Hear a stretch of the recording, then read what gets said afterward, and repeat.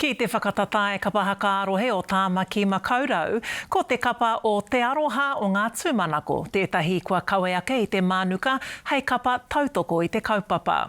Ko te aroha nui hoki ki te marae o Hoani Waititi e rangona nui tia ana, no te kapa ka whakaara noi e tahi o ngā kura waiata no te whare haka o Waititi me ngā tūmanako. Hei kura huna anō, ka tū waiwai tapu atu hoki e tahi o ngā mokopuna o te marae ka tahi nei ka eke ki te tekau mā whātau, ki te papatū waiwai kua takahia kētia e o rātau mātua me o rātau kaumātua. Nā Tāroe Black o Tuia, tēnei pūrongo.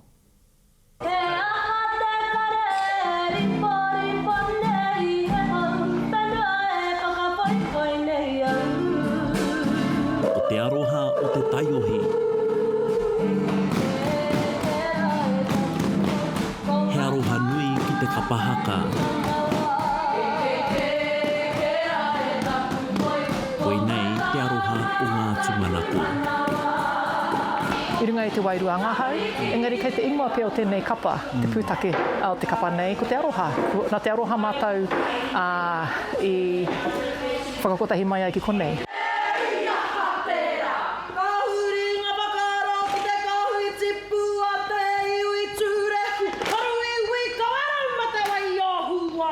Tēnei te tira hau, te haere mai nei. Ai, karekau, e kia nei, koe te kaitātiki ki. Hoi, ai, kei konei au kia piki ngā tama i te wānei. Ko te tūmanako ka tai mai te nuinga o ngā tāngata. Ai. Ko te whakaeke tuarua o te aroha o ngā tūmanako, ki ngā whakataetai o te rohe o Tāmaki. He tuatahi tana hoki, mō rātau kei te pakeke haere. Kei te tino hikaka mātou, tēnei te mātou atua tahi rere. Ai, tino hikaka, rere ana ngā piropiro ki ngā wāhi katoa. Ko taua wāhi tonu kei waina nui, i o rātau tuakana.